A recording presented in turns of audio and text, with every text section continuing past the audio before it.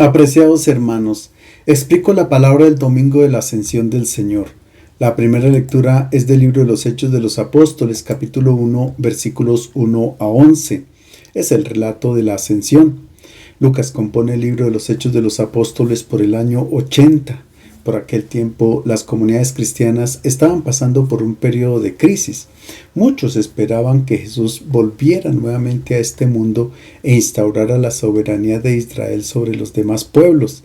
Y como esto no sucedía, entonces se esperaba al menos una intervención milagrosa por parte de Dios, una intervención apocalíptica que acabase con el mal que existe en el mundo.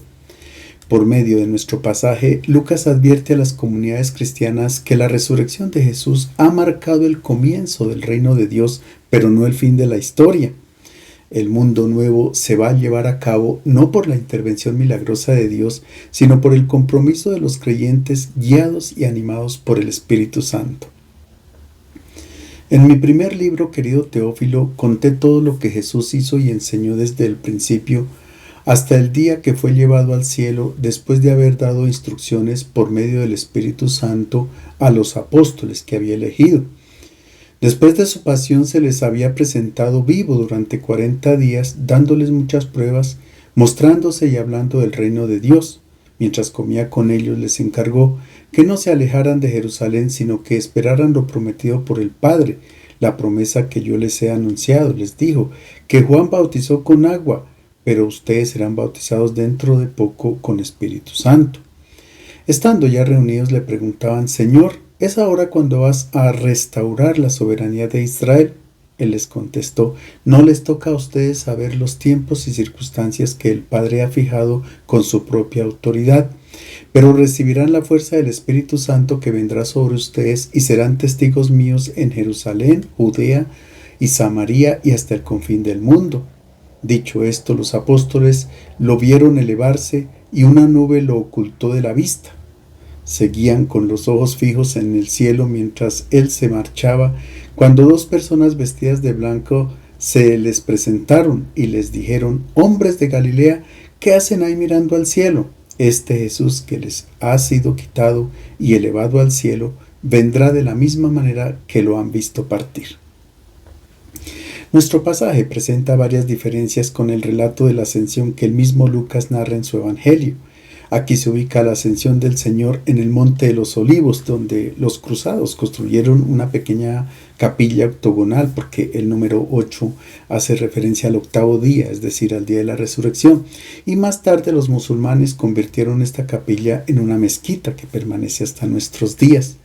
En cambio, en el Evangelio Lucas localiza el lugar de la ascensión en Betania, un poco más allá del Monte de los Olivos, donde estaba la casa de los hermanos Marta, María y Lázaro. Por otra parte, Lucas no se pone de acuerdo sobre la fecha del acontecimiento. En el Evangelio la ascensión tuvo lugar el mismo día de la Pascua, mientras que nuestro pasaje dice que ocurrió 40 días después. Incluso estos datos contrastan con la promesa que hizo Jesús al ladrón: hoy estarás conmigo en el paraíso. Finalmente se menciona la reacción de los discípulos. En el Evangelio ellos vuelven a Jerusalén llenos de gozo y permanecen en el templo bendiciendo a Dios, mientras que aquí se quedan quietos, fijos, mirando al cielo. Además, es un poco extraño que los discípulos estén alegres cuando Jesús asciende al cielo, porque cuando hay una despedida, por lo general hay tristeza. En realidad, Lucas no tiene la intención de informarnos la fecha exacta de la ascensión de Cristo al cielo, tampoco el lugar ni las emociones de los personajes. Él compone relatos de teología para explicar el evento de la resurrección, utilizando imágenes comprensibles para sus contemporáneos y con la intención de comunicar un mensaje. Ubicando el acontecimiento de la ascensión en el Monte de los Olivos, Lucas hace referencia al significado de la montaña, que bíblicamente es el lugar donde acontecen las teofanías, es decir, las manifestaciones de Dios al ser humano, donde ocurre un encuentro con él. Elías se encuentra con Dios en el monte Horeb, y recordemos que Moisés no solamente dialoga con Dios en el monte Sinaí, sino que muere en un monte, en el monte Nebo, lo que quiere decir que el profeta muere y entra en la presencia de Dios. Jesús dijo al ladrón en la cruz: hoy estarás conmigo en el paraíso. Por tanto, el Maestro muere, resucita y asciende al cielo el mismo día. Se trata de un solo evento, pero San Lucas en nuestro texto pedagógicamente nos habla de 40 días de permanencia de Jesús en este mundo. Es un tiempo simbólico que para la tradición judía indica el tiempo en que permanecía un discípulo con su maestro para aprender y luego desarrollar una actividad. En otras palabras, Jesús prepara a sus discípulos para una misión y les dice que serán sumergidos, es decir, bautizados en el Espíritu Santo. El Espíritu será el que los anima para realizar la misión que Jesús les encomienda. Sin embargo, los discípulos preguntan al resucitado si es ahora cuando Él va a restaurar el reino de Israel, porque ellos esperaban un reino político, es decir, que en aquel momento el resucitado liberara a Israel del dominio extranjero y lo convirtiera en soberano de todas las naciones. Los discípulos recordaban las palabras de Jesús: hay algunos de los que están aquí que no gustarán la muerte hasta que hayan visto el reino de Dios venido con poder.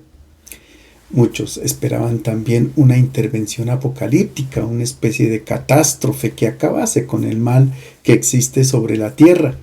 Y pensaban que en aquel momento Jesús habría de intervenir de esta manera. Seguramente recordaban las palabras de Juan el Bautista cuando presentaba al Mesías: el hacha está puesta a la raíz de los árboles, por tanto, todo árbol que no da buen fruto se corta y se echa al fuego. Muchos fanáticos incluso fijaban la fecha de la intervención del Señor para que pusiera fin a este mundo.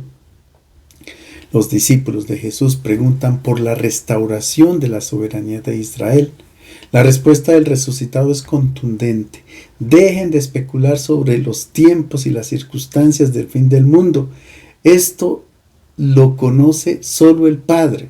La tarea de cada uno de ustedes, una vez que reciben el Espíritu, es la de ser mis testigos en Jerusalén, Judea y Samaria y hasta el confín del mundo. Dichas estas palabras, los discípulos ven al resucitado elevarse al cielo. Como la resurrección de Jesús supera nuestros sentidos, Lucas se vale del relato de la asunción de Elías que encontramos en el segundo libro de los Reyes. Elías es arrebatado hacia lo alto en un carro de fuego tirado por caballos de fuego, y mientras su discípulo Eliseo mira al cielo, recibe el espíritu de su maestro y queda habilitado para continuar su misión en este mundo. En efecto, el segundo libro de los Reyes cuenta que después de este acontecimiento, Eliseo realiza las mismas obras que había hecho Elías. La imagen de la nube que oculta al resucitado tiene un significado profundo. En el Antiguo Testamento la nube indica la presencia de Dios en un cierto lugar. Lucas utiliza esta imagen para afirmar que Jesús ha entrado en la gloria de Dios y ha sido acogido por Él. Los dos hombres vestidos de blanco son los mismos que aparecen junto al sepulcro el día de Pascua. Son dos porque para que un testimonio fuera creíble y válido ante un tribunal se necesitaba la presencia de dos testigos. Los dos hombres están vestidos de blanco, es un color que según la simbología bíblica representa el mundo de Dios. Ahora ellos son los testigos de la resurrección, como lo será luego la comunidad cristiana. Estos dos hombres exhortan a los discípulos a no permanecer con la mirada fija hacia el cielo. Es que los apóstoles y los cristianos del tiempo de Lucas pensaban que la muerte había interrumpido la misión de Jesús por un tiempo y que luego Él regresaría para continuarla personalmente.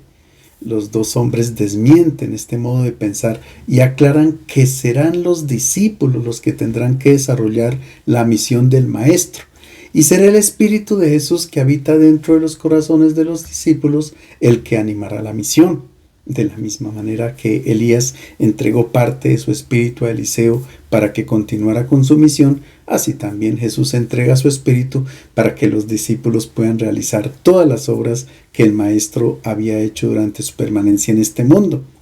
Por tanto, esperar el regreso de Jesús no implica desentenderse de la obra misionera, por el contrario, tendremos que ser como aquellos siervos dichosos que esperan que cuando su Señor vuelva, los encuentre comprometidos sirviendo a sus hermanos.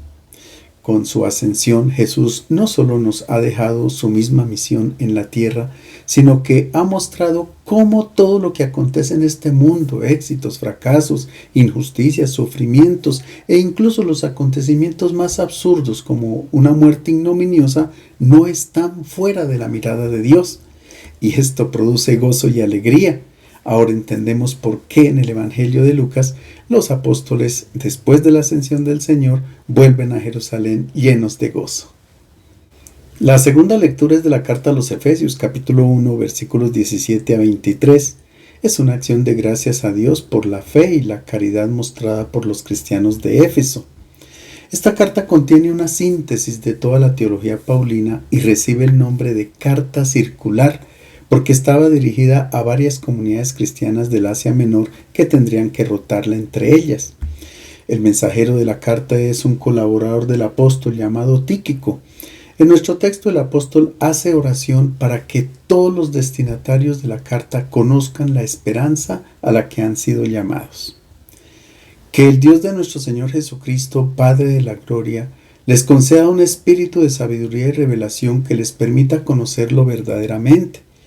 Que Él ilumine sus corazones para que ustedes puedan valorar la esperanza a la que han sido llamados, la espléndida riqueza de la herencia que promete a los consagrados y la grandeza extraordinaria de su poder a favor de nosotros los creyentes, según la eficacia de su fuerza poderosa, poder que ejercitó en Cristo, resucitándolo de la muerte y sentándolo a su derecha en el cielo, por encima de toda autoridad y potestad y poder y soberanía, y de cualquier otra dignidad que pueda mencionarse tanto en este mundo como en el venidero. Todo lo ha sometido bajo sus pies y lo ha nombrado por encima de todo cabeza de la Iglesia, que es su cuerpo y plenitud de aquel que llena completamente todas las cosas. Pablo pide a Dios la sabiduría para los cristianos. No se trata de una sabiduría humana, sino de una inteligencia para comprender el misterio de la comunidad cristiana, de la Iglesia. La primera lectura invitaba a los cristianos a no desentenderse de los deberes concretos de este mundo. Nuestro pasaje completa este pensamiento e invita a no olvidar que la vida humana trasciende el horizonte de este mundo. Por tanto, nuestro destino será entrar en la gloria del Padre. El Evangelio es de San Marcos, capítulo 16, versículos 15 a 20. Jesús confía la misión a sus discípulos y asciende al cielo. El Evangelio de Marcos en su versión original termina en el capítulo 16, versículo 8, cuando las mujeres reciben el anuncio de un joven que les dice que Cristo ha resucitado y les pide que vayan a donde los discípulos a contarles esta buena nueva con el fin de que ellos se dirijan a Galilea para que se encuentren con el resucitado. Pero las mujeres no dijeron nada a nadie porque tenían mucho miedo. Así termina de manera inesperada el Evangelio. Se pensó que se hubiera perdido la conclusión de la obra, pero este final inesperado fue querido por el evangelista y está en coherencia con lo que él dijo en el primer versículo de su obra. Él se propuso hacer un inicio, un comienzo de la buena nueva. Mediante una técnica narrativa muy conocida en la antigüedad, se involucra al lector dentro de la narración y en este caso es él quien debe concluir la obra.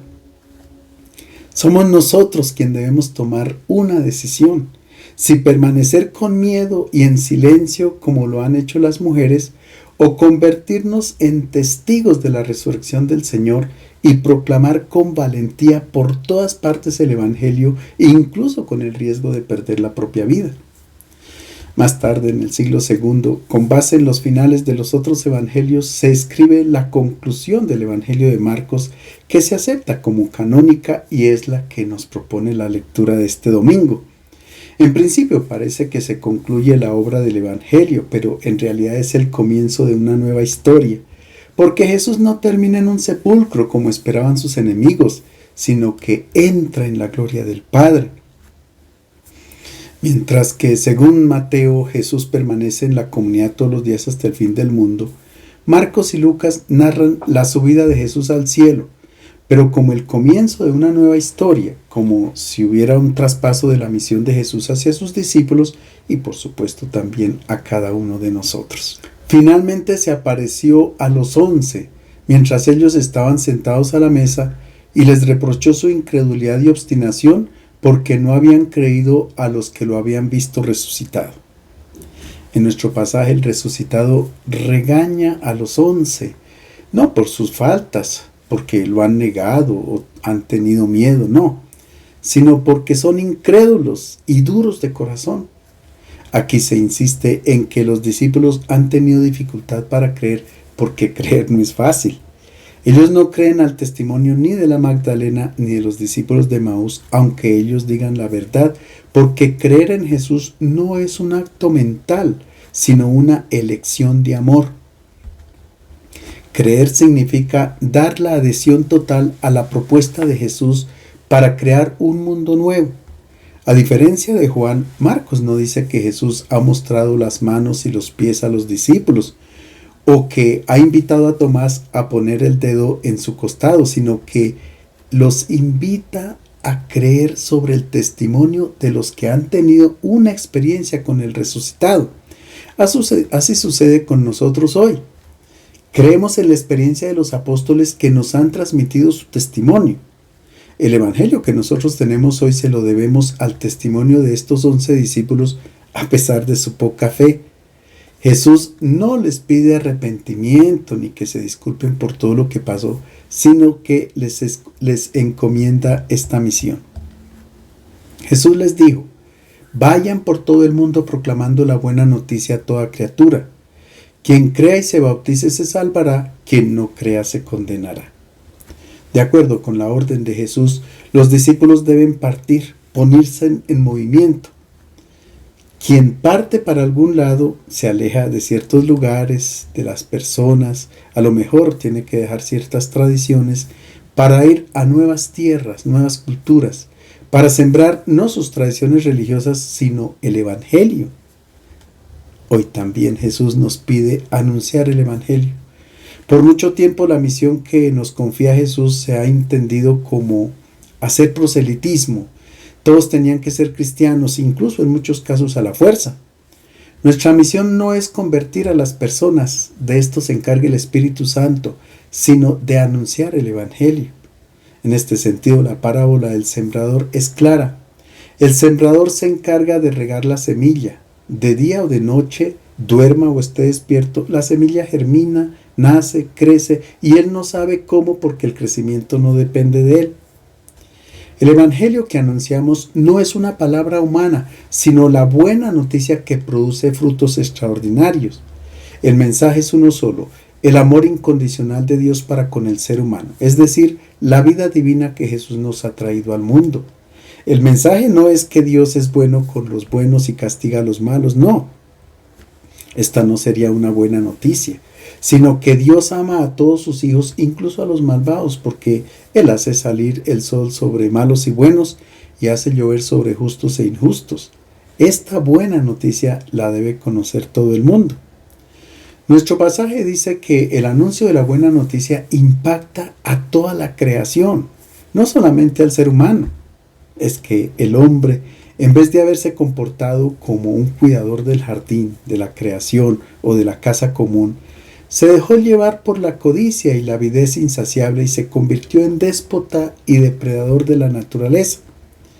Ciertamente el ser humano ha utilizado la ciencia y la tecnología para muchas cosas positivas, pero en otros casos no está en sintonía con el proyecto creador, sino ha utilizado la tecnología y la ciencia de manera desconsiderada y arbitraria. Actuando así, el ser humano ha vuelto a introducir el caos que había antes de la creación. El anuncio del Evangelio libera al ser humano y lo lleva a establecer una nueva relación con la naturaleza. Jesús dice en nuestro texto que quien crea y se bautice se salvará, quien no crea se condenará. Era usual en el lenguaje oriental contraponer la vida con la muerte, la salvación con la condenación. Por tanto, no se trata solamente de la salvación en el más allá, sino que el mensaje es claro. Quien cree y da su propia adhesión al Evangelio será salvado por esta palabra, aquí y ahora. Salvado no quiere decir entrar en el paraíso, donde todos seremos acogidos en los brazos del Padre del cielo. La salvación ocurre en el mismo instante en que una persona da su adhesión plena al Evangelio, porque sale del abismo del mal y comienza su realización como verdadero ser humano. El bautismo es el signo por el cual nos sumergimos en Cristo como los sarmientos a la vid y así obtenemos la vida del Espíritu de Cristo. Ahora escuchemos qué sucede en el mundo cuando se acoge el Evangelio. A los creyentes acompañarán estas señales. En mi nombre expulsarán demonios, hablarán lenguas nuevas, agarrarán serpientes. Si beben algún veneno no les hará daño. Impondrán las manos sobre los enfermos y se sanarán. Jesús da una respuesta a quien se pregunta para qué sirve la fe o por qué es útil creer. Jesús dice: si alguien confía plenamente en el Evangelio y crea la propuesta de mundo nuevo, podrá contemplar eventos extraordinarios e inesperados. Si en el mundo desaparecieran todas las guerras y la humanidad se tratara con dignidad, expresándose el amor fraterno, donde el más fuerte ayuda al más débil, cambiaría el mundo y este sería un prodigio inesperado. Y si esto no sucede, es porque aún no hemos dado nuestra adhesión al Evangelio. Jesús dice que los prodigios no acompañan a los predicadores como milagros que demuestren que ellos tienen razón, no. Jesús rechazó este modo de pensar cuando dijo: esta generación es una generación perversa. Pide un signo, pero no se le dará más signo que el signo de Jonás. Después del segundo siglo se comenzó a pensar que el milagro era como una aprobación de lo que decía el misionero, y nosotros hemos heredado esta concepción como si la prueba de que la religión cristiana es la verdadera fueran los milagros. No. Los milagros existen y suceden en todo momento y acontecen en el silencio y en lo cotidiano de la vida. Jesús dice que si alguien se adhiere al Evangelio, verá prodigios, y los presenta con 5 imágenes tomadas de la Sagrada Escritura. En primer lugar, el Evangelio sacará demonios. No se trata de exorcismos con ritos y fórmulas, no. No confundamos las patologías que curan los médicos con los demonios a los cuales se enfrentó Jesús y de los que nos hablan los evangelios. Los demonios son realidades concretas y conocemos estos espíritus inmundos que nos arruinan: el orgullo, la codicia, el dinero, el apego a los bienes, el rencor, el deseo de venganza contra quien nos hace mal, el egoísmo, la falsedad, la ira, los celos, la violencia, la corrupción, etc. Estos son los demonios que nos deshumanizan, nos vuelven como violentos, insensibles a las necesidades del prójimo. Estos demonios hacen que nos comportemos como bestias salvajes y ellos no se expulsan con agua bendita ni con un ritual, sino con el Evangelio. Cuando se acoge el Evangelio, estos demonios desaparecen. En segundo lugar, hablarán nuevas lenguas. El lenguaje que los seres humanos emplean es el sugerido por los demonios, el de la fuerza, el que más alza la voz, el que calumnia al otro, el que domina con su propio orgullo, el insulto, el irrespeto, el de las armas, que no son solamente las de metal, sino la pluma, incluso las redes sociales, el lenguaje de la venganza, de las represalias, de responder a un crimen con otro crimen. Este es el lenguaje del mundo viejo.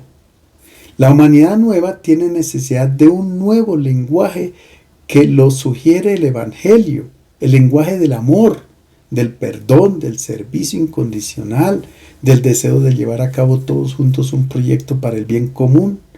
Este lenguaje se hace connatural a la persona, así como cuando se habla un idioma, uno no está pensando en la estructura de la gramática para poder hablar, sino que es espontáneo, natural. Así es la nueva lengua que nace del amor y de la adhesión al Evangelio. En tercer lugar, agarrarán serpientes. Esta es una imagen bíblica. Los salmistas y los profetas han utilizado imágenes de animales que luchan entre sí y hacen paz cuando se establece un mundo nuevo. Isaías dice: el lobo morará con el cordero y el leopardo se acostará con el cabrito. El becerro y el león y la bestia doméstica andarán juntos y un niño los pastoreará. Así se representa el reino de Dios, donde ya no hay hostilidad entre los seres humanos. Es una humanidad nueva, donde los enemigos se ofrecen la paz entre personas, entre pueblos, entre naciones. Los discípulos no pueden tener miedo a las serpientes porque la fuerza que han recibido del Evangelio los hace invulnerables. Poco antes, en el Evangelio de Lucas, Jesús había dicho a sus discípulos: les he dado el poder de caminar sobre serpientes y alacranes, sobre todo el poder del enemigo, y nada les podrá hacer daño. En cuarto lugar, si beben algún veneno, no les hará daño. En nuestra sociedad circula mucho veneno. Dispersa veneno quien no distingue lo que es bueno de lo que es malo, lo que es verdadero de lo que es falso. Donde todo vale, así sea dañino para el mismo ser humano y para la naturaleza. Hay un lenguaje que envenenan a las nuevas generaciones. Se esparce veneno por los medios de comunicación cuando no hay una ética de la información y cuando no se indaga la verdad, cuando se parcializan y van detrás del sensacionalismo. Es posible que estemos bebiendo veneno, pero Jesús dice que el Evangelio nos inmuniza. Pueda que el veneno nos deje medio trastornados, pero no nos puede matar, porque en el Evangelio encontramos la verdad sobre el ser humano dada por Jesús de Nazaret. En quinto lugar, impondrán las manos sobre los enfermos. No dice que se curarán, porque en griego dice kalos exousin, que quiere decir que tendrán beneficio de esta imposición de manos. Las curaciones las hace la medicina, pero la acogida del Evangelio hace entender y darle un sentido a la enfermedad, a este momento de sufrimiento, de debilidad y fragilidad que hacen parte de nuestra condición humana. Desde el Evangelio todo se ve con otra mirada, la de la fe, y esto hace que todo adquiera un sentido en nuestra vida. Jesús hace ahora un traspaso de su misión a sus discípulos y corresponde a nosotros llevarla a feliz término. Escuchemos. El Señor Jesús, después de hablar con ellos, fue elevado al cielo y se sentó a la derecha de Dios. Ellos salieron a predicar por todas partes y el Señor los asistía y confirmaba la palabra con las señales que la acompañaban. Quienes mataron y sepultaron a Jesús pensaban que todo había terminado en una tumba. San Marcos dice que las cosas no terminan así y nos presenta el dictamen de Dios sobre Jesús. Emplea los esquemas culturales del tiempo. Jesús no se quedó en un sepulcro, sino que ascendió a los cielos, es decir, a la casa del Padre, y se sentó a la derecha de Dios. La imagen se refiere a la usanza de las cortes orientales, donde los súbditos que habían dado pruebas de fidelidad heroica a sus señores venían convocados al palacio real y frente a todos los notables del reino eran invitados a tomar asiento a la derecha del soberano. Recordemos las palabras que el salmista dirige al nuevo rey el día de su entronización: siéntate a mi derecha hasta que haga a tus enemigos estrado de tus pies. El evangelista nos quiere decir que Jesús, el derrotado según los seres humanos, ha sido proclamado por Dios su siervo fiel. A causa de su fidelidad, Dios lo ha exaltado y le ha dado un nombre sobre todo nombre, como dice la carta a los Filipenses. Lo ha hecho ascender al cielo, como dice la carta a los Efesios, y ha sometido a él toda la creación, como dice la primera carta a los Corintios. El pasaje concluye diciendo que los discípulos anunciaron el Evangelio mientras que el Señor confirmaba y acompañaba la palabra que anunciaban con signos. Los discípulos no deben estar tristes o sentirse tristes o solos, no. Jesús, que había recorrido los caminos de Palestina, que había acompañado físicamente a sus discípulos, no se ha alejado, ya no está donde estaba antes, sino que ahora está siempre con nosotros y acompaña nuestro anuncio con signos, con prodigios, así como él dijo en el Evangelio de Mateo: Yo estoy con ustedes todos los días hasta el fin del mundo. Les deseo felices Pascuas y feliz domingo de la Ascensión del Señor.